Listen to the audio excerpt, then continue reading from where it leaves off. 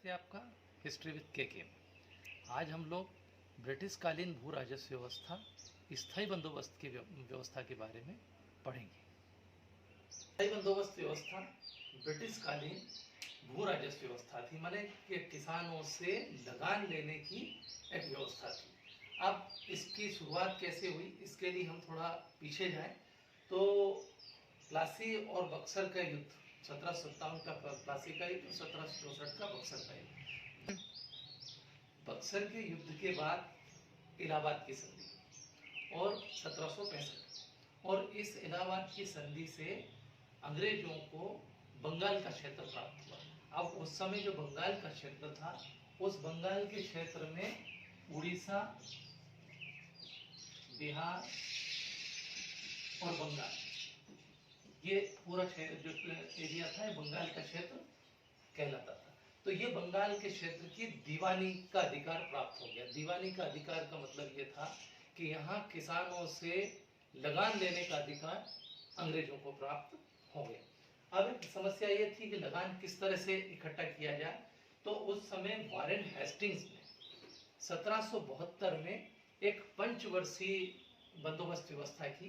इसमें लगान अंग्रेज इकट्ठा नहीं करेंगे, बल्कि क्या होता था कि जो सबसे ज्यादा बोली लगाता था लगान के लिए, जो जागीरदार सबसे ज्यादा बोली लगाता था, उसको लगान इकट्ठा करने की जवाबदारी सौंप दी जाती थी, और उतना वो अंग्रेजी खजाने में जमा कर देता लगान, और शेष जो ज्यादा अगर कमाता था तो वो रख लेता था। अब ये 72 से लेकर के 77 तक चली, 1772 से 77 तक, और ये इस व्यवस्था के बड़े खराब परिणाम आए। नतीजा ये हुआ कि एक वर्षीय बंदोबस्त शुरू करना पड़ा, और ये 77 से लेकर 82 तक चलता रहा।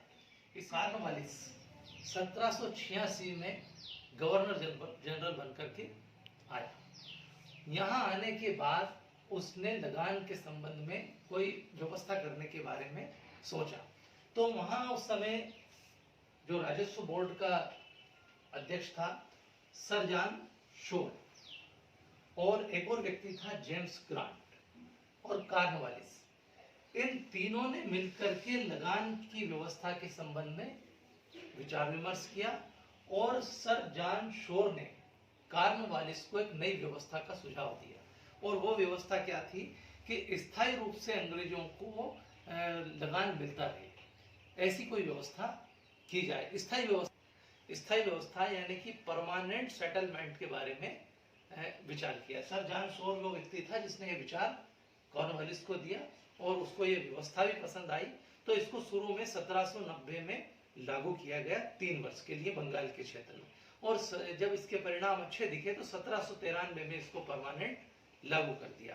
अब ये क्या व्यवस्था थी, क्या होता था इसमें, अगर इसकी विशेषताएं देखें तो इसमें अंग्रेजों के सामने प्रॉब्लम क्या थी, समस्या क्या थी कि वो एक तो बंगाल के क्षेत्र से परिचित नहीं थे, तो लगान इकट्ठा करने में दिक्कत थी। दूसरी बात, उनके सामने सबसे बड़ी समस्या क्या थी कि अगर लगान इकट्ठा वो करते तो इसके लिए बहुत सारा सरकारी कर्मचारियों को रखना पड़ता, जिसके ऊपर बहुत सारा व्यय होता। किसानों से उनको लगान इकट्ठा करने में उनकी बदनामी भी होती ज्यादा अगर लगान इकट्ठा करते। तो इससे बचने के लिए उन्होंने क्या किया कि जागीरदारों को ये काम सौंप दिया, और ये कह दिया कि जागीरदार भूमि के स्थायी स्वामी मान लिए गए। जैसे राज्य होता है भूमि का स्वामी, इस प्रकार से जागीरदारों को भूमि का स्थायी स्वामी मान लिया गया, और उनसे ये कहा गया कि वो लगान इकट्ठा करके और ब्रिटिश सरकार में जो खजाना है उसमें जमा करेंगे। अब ये लगान कितना था, हर एक गांव के लिए निश्चित कर दिया गया, और कितने वर्षों के लिए, अगले 10 वर्ष के लिए, माने 10 वर्ष के लिए लगान फिक्स कर दिया गया। अब किसान से अंग्रेज सरकार का कोई संबंध नहीं रहा। किसानों से लगान इकट्ठा काम करने का काम जागीरदार करते थे, और जागीरदार कलेक्टर के पास सारा राजस्व जमा कर देते थे। ये कितना होता था, इसमें एक तय किया गया कि ये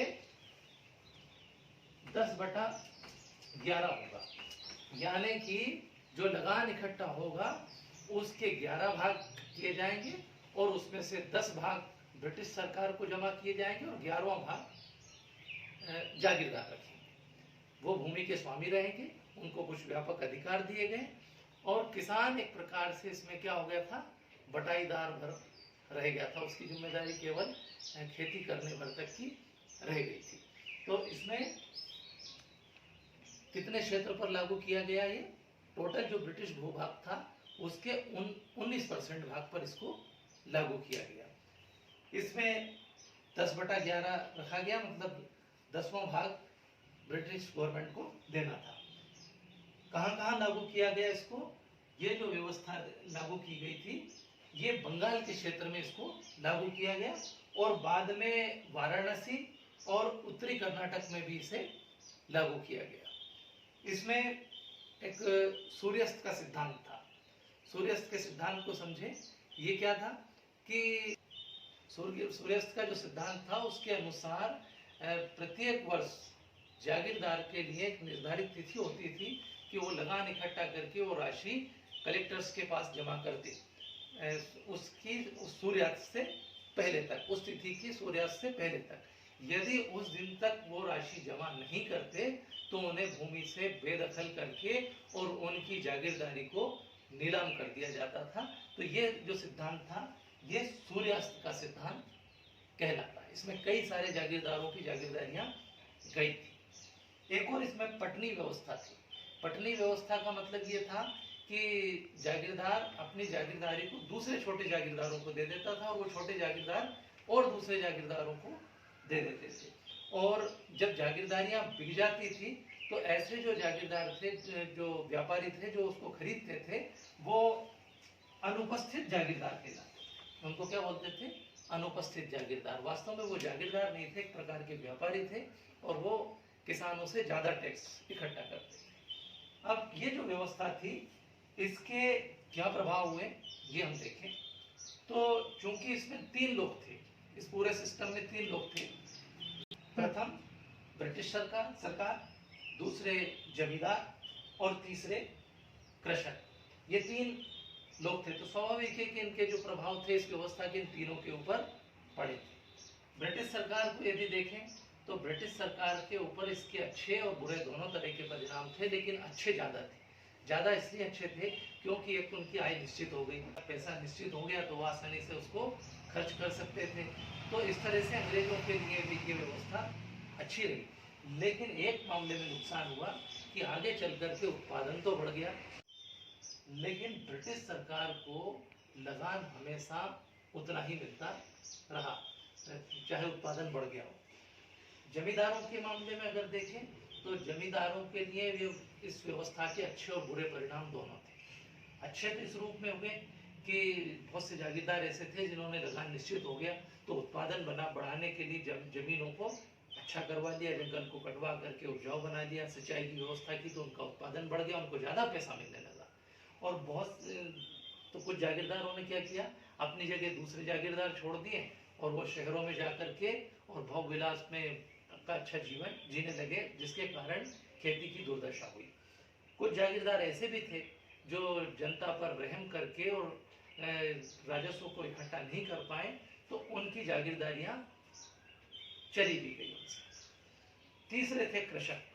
तो कृषकों के ऊपर तो इस व्यवस्था के बहुत बुरे परिणाम हुए। उनकी आर्थिक दशा बहुत ही ज्यादा बिगड़ गई। कैसे कि जागीरदार उनसे लगान अधिक से अधिक वसूल करता। यदि उनको ब्रिटिश सरकार को 1 रुपया देना है तो वो किसानों से 2 रुपया वसूल करते थे। और ये जो पैसा था ये पूरा का पूरा जो बचत का था ये किसको रखना था, जागीरदारों को। तो इस तरह से जागीरदार कृषकों को लूट रहे थे। उन्होंने क्या किया था, अपने नीचे दूसरे जागीरदार रख दिए थे, वो और ज्यादा पैसा कमा रहे थे। जब जागीरदारियां खरीद ली जाती थी व्यापारियों के द्वारा तो व्यापारी अधिक पैसा वसूल करने के लिए ज्यादा से ज्यादा टैक्स कृषकों के ऊपर लगाते थे। एक ब्रिटिश रिपोर्ट में कहा गया कि लाखों रुपया देने वाला किसान, अत्यधिक उत्पादन करने वाला किसान की आर्थिक दशा बहुत ही ज्यादा दयनीय थी। उनके रहने के जो मकान थे वो इस तरह के थे कि जहाँ पशुओं को रखना भी मुश्किल हो। उनके पास खाने का अनाज नहीं था। वो निरंतर ऋणग्रस्तता से ग्रसित थे। वो नियमित रूप से ऋण लेते थे साहूकारों से। एक तो टैक्स चुकाने के लिए ऋण लेते थे, दूसरे अपने नियमित रूप से जो खर्चे हैं उनके लिए भी ऋण लेते थे। प्रायः उनकी जमीनें इसी तरह से चली जाती थी, या तो जागीरदार जब्त कर लेता था या फिर साहूकारों उसकी नीलामी करवा देते थे। तो इस तरह से ये व्यवस्था बंगाल के लिए बहुत ही ज़्यादा घातक साबित हुई, जो स्थायी बंदोबस्त व्यवस्था थी। आइए इसको एक बार समराइजेशन कर लें, इसका पूरा देख लें इसको क्या था। स्थायी बंदोबस्त क्या व्यवस्था क्या थी? एक प्रकार से ये लगान इकट्ठा करने की व्यवस्था थी। इसमें क्या किया, 10 साल के लिए ब्रिटिश सरकार ने लगान निश्चित कर दिया। किस पर निश्चित कर दिया? जागीरदारों को इसका स्वामी मान लिया भूमि का, और वो लगान जमा करते रहते थे। इसमें इसे 19% भूभाग पर लागू किया गया। कहाँ लागू किया गया? बंगाल में लागू किया गया। बाद में इसे और भी क्षेत्रों में, जैसे वाराणसी, उत्तरी कर्नाटक आदि क्षेत्रों में भी इसको लागू किया गया। इसके क्या परिणाम हुए? इसके परिणाम बड़े घातक साबित हुए, अच्छे साबित नहीं हुए। इससे बंगाल में कृषि की दशा बहुत ही ज़्यादा बिगड़ गई, खराब हो गई। अगली वीडियो में मैं आपको, चूंकि मैंने 2 वीडियो बनाए हुए हैं, रैयतवाड़ी व्यवस्था और एक वीडियो बनाया है महलवाड़ी, उसके डिस्क्रिप्शन बॉक्स में लिंक दिए, आप वहाँ से देख सकते हैं। अगली वीडियो में मैं तीनों का एक कंपैरेटिव स्टडी आपको कराऊंगा। आशा है इससे आपके को स्थायी बंदोबस्त व्यवस्था समझ में आ गई हो। Thank you.